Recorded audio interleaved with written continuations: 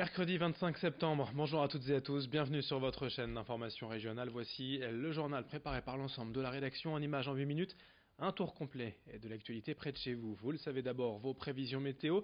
Malheureusement, pas d'amélioration prévue aujourd'hui. On va garder ce régime d'averses, de nuages, de vent, d'un temps perturbé donc, et c'est moins que l'on puisse dire, avec 60-70 km/h en rafale. Des averses presque en continu dans la région, 17 degrés partout cet après-midi à Lille, à Saint-Omer, Dunkerque, Calais ou Boulogne. Les prévisions météo complètes après ce journal. À la une de cette édition, c'est important puisque l'on n'en a qu'un jusqu'au 29 septembre en France, c'est la semaine du cœur, organisée par la Fédération française de cardiologie. L'occasion d'évoquer les dangers des maladies cardiovasculaires responsables de près de 400 morts par jour en France. L'objectif est de sensibiliser aux facteurs de risque, mais aussi aux gestes de premier secours. La base, c'est évidemment le massage cardiaque, une action essentielle pour préserver les chances de survie d'une victime en attendant les secours. Sur ces images, hier à Falampin, comme ailleurs dans la région, était organisée une journée d'information, de découverte, avec des ateliers proposés aux seniors pour tester leur santé en 10 étapes clés et apprendre facilement quelques gestes simples d'autodépistage. Explication au micro de Rémi Desremeaux. C'est une semaine où la Fédération de cardiologie met toute son énergie tout en branle pour essayer d'organiser un maximum d'événements. Celui-ci en fait partie, donc chaque club Cœur et Santé dans ses activités mène une ou plusieurs activités dans le cadre de ce parcours du cœur. Sensibiliser les gens au fait qu'ils ont besoin d'avoir un minimum de soins pour préserver leur santé.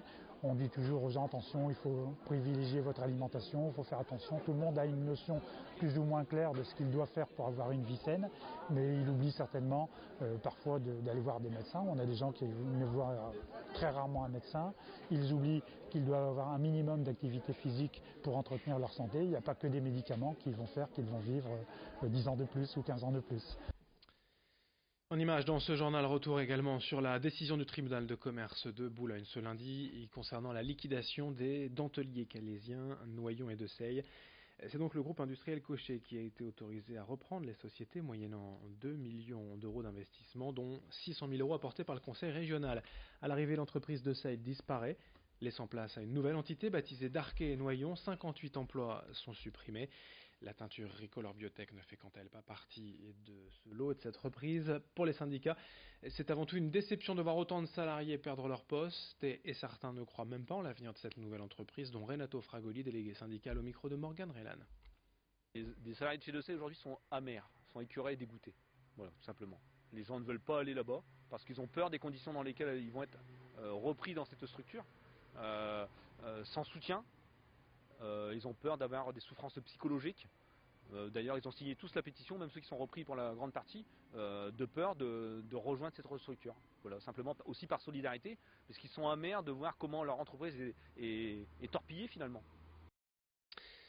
Et dans cette édition également, on va s'éloigner un peu maintenant d'un peu de kilomètres de notre zone habituelle pour évoquer la préservation du patrimoine régional avec le Forum antique de Bavay. C'est le plus grand forum romain découvert à ce jour en France. On est ici entre Valenciennes et Maubeuge, sur un site découvert au XVIIIe siècle. L'an prochain, des travaux d'envergure vont être réalisés pour protéger ces vestiges et permettre des fouilles complémentaires. Le coût d'un tel chantier est estimé à près de 9,5 millions d'euros, dont un tiers de subvention de la région, 1 million d'euros de l'État et le reste financé par le département. Mais Jean-René Lecerf, président du conseil départemental, espère bien découvrir de nouveaux trésors. On l'écoute, ses explications au micro de Jerry Jouot de Fer. C'était effectivement un site considérable avec des lieux qui étaient consacrés à la justice, des lieux qui étaient consacrés au commerce, des lieux qui étaient consacrés à la réunion effectivement des populations. On y a déjà trouvé des trésors de bronze, je pense qu'on pourrait en trouver d'autres. On sait qu'il y avait des statues équestres également sur le site. Et ce site, il a vécu depuis le 1er siècle, les autres enceintes qui ont été construites jusqu'au 4e siècle, et ensuite à la période effectivement médiévale. Donc je pense que les découvertes, ce ne sera pas uniquement des découvertes datées de l'Antiquité, mais ce sera des découvertes qui iront de l'Antiquité à, disons, à la Première Guerre mondiale. Dans cette édition également, partons à la découverte d'une application pour réussir, apprendre à méditer simplement. C'est une application développée ici dans la région, à Tourcoing, à la Pleine Image, depuis maintenant 3 ans et qui cartonne avec plus de 3 millions de téléchargements dans le monde. Ça s'appelle Petit Bambou. À l'origine, Benjamin Blasco et Ludovic Dujardin, deux nordistes qui ont développé cette application. Au programme 700 séances de relaxation en 10 minutes par jour. C'est suffisant pour se relaxer à condition d'être régulier. Cet outil permet de se reconnecter avec soi-même, de prendre du temps pour soi. C'est une vraie demande aujourd'hui. Ce succès de la start-up est donc fulgurant. L'entreprise compte tout simplement des milliers d'utilisateurs et de téléchargements. Tout est fait ici dans la région. Explication au micro de Florine Curec. Le succès, effectivement, il vient du fait que ça répond à un vrai besoin. C'est-à-dire on est dans une société où on constate qu'on est constamment sursollicité. On a des téléphones, il y a mon téléphone qui vient de vibrer dans ma poche là à l'instant même. Il y a des sollicitations un peu partout et du coup on n'est plus entraîné à porter son attention durablement sur ce qui se passe en ce moment. On est happé un peu par tous les stimuli.